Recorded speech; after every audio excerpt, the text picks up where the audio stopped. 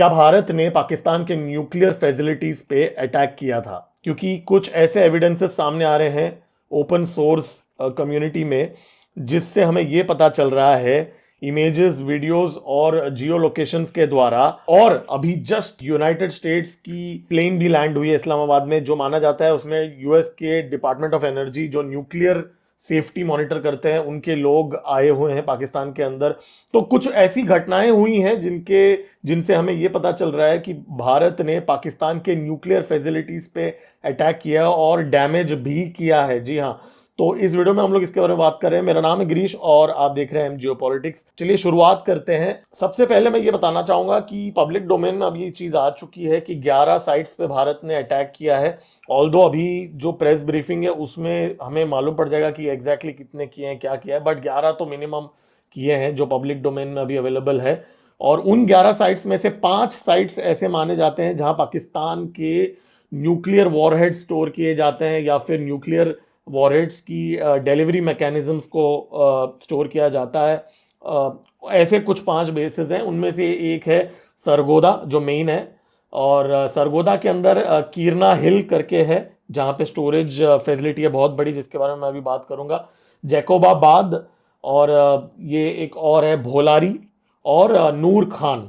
ये बहुत ही main facilities हैं जहाँ पाकिस्तान के न्यूक्लियर वॉरहेड्स और वॉरहेड्स की डिलीवरी मैकेनिज्म्स यहाँ पे रेडी होती है यूजुअली। जब भारत ने ये बेसिस पे अटैक किए तब अर्थक्वेक्स भी हुए हैं, रिकॉर्ड हुए हैं। तो क्या ये अर्थक्वेक्स ये अटैक्स की वजह से हुए हैं? क्योंकि जो टाइमिंग है इन अर्थक्वेक्स का वो एग्जैक्टली मैच हो रहा है ये बॉम्बिंग से। भारत ने इन सब पे ब्रह्मोस मिसाइल के साथ हमला किया था। अब ये मिसाइल्स कहाँ से आई वो सब हमें गवर्नमेंट ऑफिशियली हमें बता देगा, लेकिन ये तय है कि यहाँ पे मिसाइल स्ट्राइक्स हुई हैं, यहाँ पे ब्लास्ट देखी गई है और ये वीडियोग्राफिक एविडेंस इसकी मौजूद है। तो अभी ये न्यूज़ आया है कि ओपन सोर्स सर्कल में कि कीरना हिल जो है उसमें, वो हिल में माना जाता है कि 6 एंट्रेंसेस हैं और उसके अंदर पाकिस्तान का जो मेजॉरिटी ऑफ न्यूक्लियर वॉरहेड्स जो हैं वो वहां पे स्टोर किए जाते हैं। और सिर्फ न्यूक्लियर ही नहीं, कन्वेंशनल भी, लेकिन न्यूक्लियर वॉरहेड्स वहां पे स्टोर किए जाते हैं। और उसके 10 किलोमीटर के डिस्टेंस पे एयरफोर्स बेस है। तो मतलब फटाफट न्यूक्लियर वॉरहेड्स को देखिए रेडी नहीं रखा जाता, वो वॉरहेड्स को निकाल के उसको मिसाइल के अंदर डिप्लॉय करना पड़ता है और फिर लॉन्च करना होता है। तो 10 किलोमीटर के डिस्टेंस पे एयरफोर्स बेस है पाकिस्तान का, कीरना हिल के पास।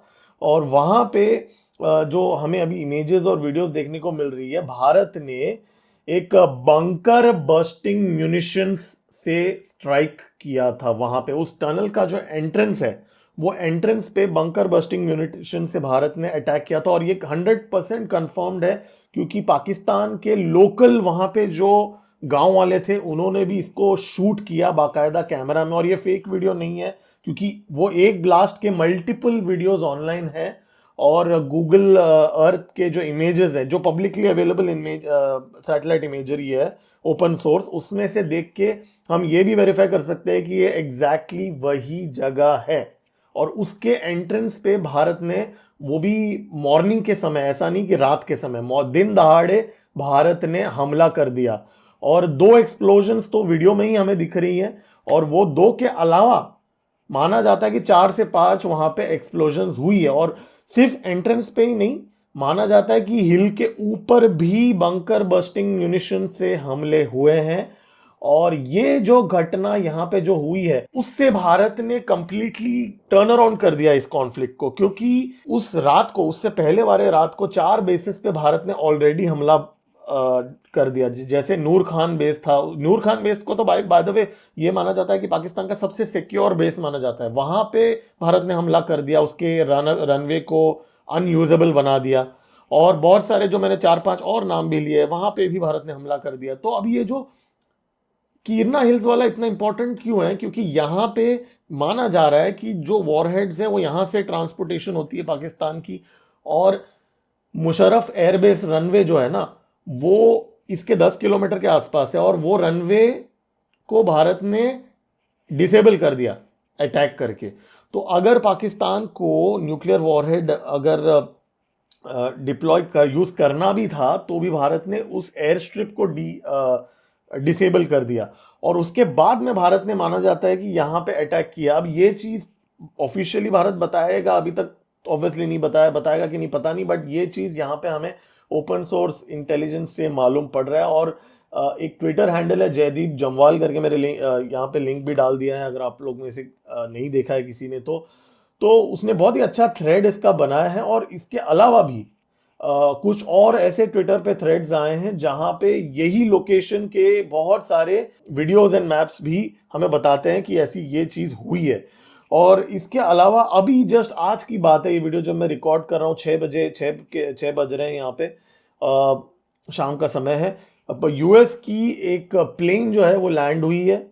ये जो प्लेन है ये माना जाता है कि यूएस की जो न्यूक्लियर सेफ्टी मैकेनिज्म है वो ये प्लेन कैरी करती है। और ये प्लेन लैंड हुआ है इस्लामाबाद के पास, और वहां से माना जा रहा है कि वहां पे यूएस के ऑफिशियल्स अब इस समय किराना हिल्स में जा रहे हैं, जहां पे रेडिएशन रिस्क अगर कुछ हैं तो वो इवैल्यूएट करने के लिए। देखिए, हम ये बिल्कुल नहीं बता सकते कि कितना वहां पे डैमेज हुआ है, नहीं हुआ है, वॉरहेड्स क्या डिस्ट्रॉय हुए हैं, नहीं हुए हैं, या सिर्फ ये एक साइड पे वॉरहेड्स डिस्ट्रॉय हुए हैं कि जो सरगोदा और जो दूसरे बेसिस है जैसे नूर खान और ये सारे बेसिस पे भी वॉरहेड्स क्या थे जो डिस्ट्रॉय हुए हैं, ये हमें नहीं पता। लेकिन ये जरूर पता है कि ये एक जगह पे तो भयंकर हमला भारत ने किया था। ये सिर्फ ऑफिशियल कंफर्मेशन अगर भारत देना चाहे, जो वी आर नॉट श्योर, क्योंकि ये जो न्यूक्लियर रिलेटेड चीज़ है गवर्नमेंट्स बताती नहीं है, लेकिन ये जरूर तय है कि ये हुआ है। और इसके बाद में माना जाता है शाहबाज शरीफ ने अपनी जो न्यूक्लियर कमांड की एक मीटिंग बुलाई थी, और ये जो मीटिंग में ये डिस्कशंस हुई थी कि पाकिस्तान का जो न्यूक्लियर भारत के ऊपर न्यूक्लियर अटैक करने की जो कैपेबिलिटी है वो क्रिपल हो गई थी, ये माना जा रहा है, ये रूमर्स है एज ऑफ नाउ। और उसके बाद में माना जाता है कि पाकिस्तान का जो आर्मी चीफ है उसने बेसिकली यूएस में फ़ोन कॉल्स घुमाए, और उसके बाद में यूएस से फ़ोन कॉल आया भारत में, और फिर अचानक मार्को रूबियो और जेडी वॉन्स ने डी एस्केलेशन की बात की। और सीएनएन इस बात को कंफर्म भी कर रहा है। देखिए, आप स्क्रीनशॉट भी देख सकते हैं कि सीएनएन ने भी, जो प्रो पाकिस्तान इंफॉर्मेशन यूज कर रहा है, पाकिस्तान सोर्सेस को ही रेफर कर रहा है, इवन उसने भी ये चीज कंफर्म किया है कि जेडी वॉन्स और मार्को रूबियो को जब ये खबर मिली, सम अलार्मिंग इंफॉर्मेशन जब मिला, वो लोग ने अलार्मिंग इंफॉर्मेशन बोला इस अटैक को, तो तब उन्होंने फोन किया सामने भारत को, और फिर उन्होंने कहा कि भाई इसको थोड़ा डी एस्केलेट करते हैं। और फिर उसके बाद में अचानक से, मतलब आप सोचिए, ये फोन कॉल दोपहर को आया, और फिर उसके बाद में नेगोशिएशंस हुई 2-3 घंटे में, मॉर्निंग से लेके दोपहर तक। और फिर दोपहर को अचानक डीजीएमओ का फोन आया कि, और 2 घंटे के अंदर ये जो सो कॉल्ड सीज फायर तो नहीं कहेंगे, बट जो पॉज है, सो कॉल्ड पॉज है, ये हुआ।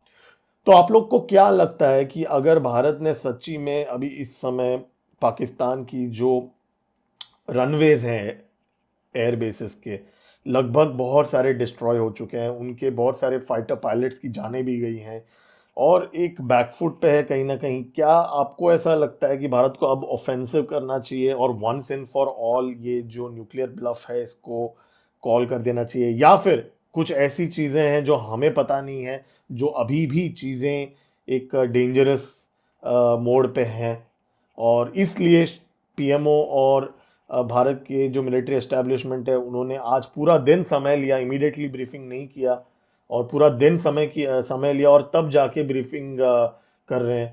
तो इसके पीछे रीज़न क्या है, आपको क्या लगता है? आप कमेंट्स में लिख के बता सकते हैं। तो ये सीक्वेंस ऑफ इवेंट्स है, इसके ऊपर मैं बहुत डिटेल में अगले कुछ वीडियोस में मैं इस पे बात करूंगा, जहाँ पे एग्जैक्टली मैं टाइमलाइन के साथ बताऊंगा कि ये फ़ोन कॉल्स कब हुए।